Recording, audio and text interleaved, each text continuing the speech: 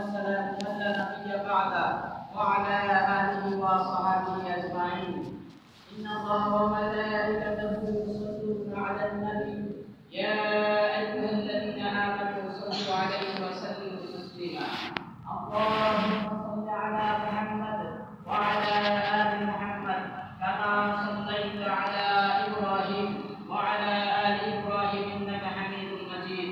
اللهم بارك على محمد وعلى آل محمد كما باركت على إبراهيم وعلى آل إبراهيم إنك حميد مجيد. সম্মানিত দিনী ভাইয়েরা, আমরা যে আলোচনা করেছি, আমরা যে খুতবা দিয়েছি, আমি অদূর ভবিষ্যতে এখানে থাকি বা না থাকি, কিন্তু আল্লাহর কোরআন আর রাসূলের হাদিস দিয়ে যদি বক্তব্য দেওয়া হয়, এই কথাগুলি যেন আমরা আমাদের মনের মধ্যে কষ্ট হিসেবে না নিই। শুনেন, আল্লাহ এবং তার রাসূল যে ভাষাগুলি ব্যবহার করছে, আমরা অনেক সময় মনে করি হুজুরের খুতবা দিচ্ছে এখানে গায়ে লাগছে। না, আল্লাহ ভাষাগুলি ব্যবহার করছেন আপনার গায়ে না, আপনার চামড়া ছিদ্র করে, আপনার গোশত ছিদ্র করে, একেবারে হাড় ছিদ্র করে, আপনার হাড়ে গিয়ে লাগুক, আপনার অন্তরে গিয়ে লাগুক, আল্লাহ এই ভাষা ব্যবহার করছেন, রাসূল এই ভাষাগুলি ব্যবহার করছেন। সুতরাং আপনি তো ভুলের মধ্যে থাকলে আপনাকে সত্যের মধ্যে আনতে গেলে এই কষ্টটা আপনাকে ভোগ করতে হবে। সর্বশেষ একটা হাদিস দিয়ে শেষ করে দিলাম। তিরমিজির বিশাল বড় এক হাদিস, আল্লাহ রাসূল সাল্লাল্লাহু আলাইহি ওয়াসাল্লাম এই হাদিসটা একটু মনোযোগ সহকারে শুনবেন। শেষ করে দিচ্ছি, 1 মিনিট বা 2 মিনিট সময় বেশি লাগতে পারে। জান্নাত তৈরি করার পরে আল্লাহ তাআলা জিবরাইল আমিনকে পাঠালেন, জান্নাতে যাও, দেখে আসো। তিনি জান্নাতে গেলেন, জান্নাতের আরাম, আয়েশ, নাজ, নিয়ামত, সুখ, শান্তি এগুলি দেখে বলতেছেন, আল্লাহু আকবার, আল্লাহ তোমার কসম করে বলি, এই জান্নাতের সুখ, শান্তি, আরাম, আয়েশ, নাজ, নিয়ামত যারা এই সুসংবাদ পাবে, পৃথিবীতে এমন কোনো মানুষ নাই যে তার দূর চাকবে না, তার ভিতরে চেষ্টা করবে। এরপর আল্লাহ তাআলা এই জান্নাতের চতুর্পাশে এবার দুঃখ, কষ্ট, রোগ, এরপরে জিল্লতি, লাঞ্ছনা, বঞ্চনা সব কিছু দিয়ে আল্লাহ চতুর্পাশে একটা কাউন্টার দিয়ে এবার জিবরাইল আমিনকে বললেন, যাও এবার জান্নাতটা গিয়ে দেখে আসো।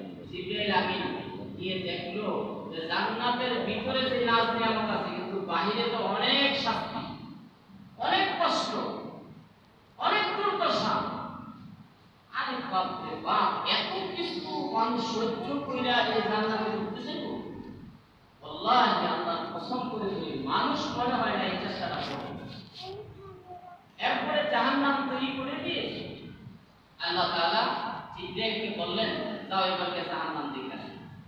জাহান্নাম তিনি দেখলেন, জাহান্নামের মধ্যে দুঃখ, কষ্ট দেখে, বেদনা দেখে, লাঞ্ছনা দেখে, মানুষের হাহাকার দেখে, কান্না দেখে, অবস্থা দেখে জিবরাইল আমিন আল্লাহকে বলতেছেন, আল্লাহকে আল্লাহর কসম করে বলি, কোন মানুষ জাহান্নামে যাবে তার কোনো কথা দুঃসাহস পর্যন্ত করবে না। এত ভয়ঙ্কর অবস্থা হলো জাহান্নামের। এরপর আল্লাহ তাআলা জাহান্নামের চতুর্পাশে নাজ, নিয়ামত, আরাম, আয়েশ, সুখ, শান্তি এগুলি দিয়ে চতুর্পাশে বাউন্ডারি দিয়ে দিলেন। এবার জিবরাইলকে বলল যে এবার তুমি যাও, আবার গিয়ে দেখে আসো। এই আরাম, আয়েশ, সুখ, শান্তি দেখে জিবরাইল আমিন আবার আল্লাহর কসম করে বলতেছেন, আল্লাহর কসম করে বলি, এত আরাম, আয়েশ, সুখ, শান্তি ছাইড়া দিয়া মানুষ কি ওই দুঃখের চেষ্টা করবে? সুতরাং মানুষ এই সুখটাই আগে ভোগ করতে চায়। ভাইয়েরা, এই হাদিসটা উপস্থাপন করার উদ্দেশ্য ছিল দুনিয়ার সুখ এবং শান্তির জন্য, দুনিয়ার আরাম আয়েশের জন্য, নাম দাম কামাই করার জন্য আমরা যে চেষ্টা চালাচ্ছি, এই চেষ্টা যেন আমাকে জাহান্নামের মধ্যে না প্রবেশ করা। দুনিয়ার জিন্দেগি একটু লাঞ্ছনা হবে, কষ্ট হবে, জ্ঞান হবে, জুলুম হবে, মার হবে, একটু দৌড়ানি খাবেন, তাড়ানি খাবেন, এই জন্য যেন জান্নাত থেকে আমাকে যেন মাহরুম না করতে পারে। এই জন্য আল্লাহ রাসূল সাল্লাল্লাহু আলাইহি ওয়াসাল্লাম আমাদেরকে দোয়া শিখাচ্ছেন, ইয়া মুকাল্লিবাল কুলুব সাব্বিত কলবি আলা দীনি, হে আত্মা পরিবর্তনকারী রব,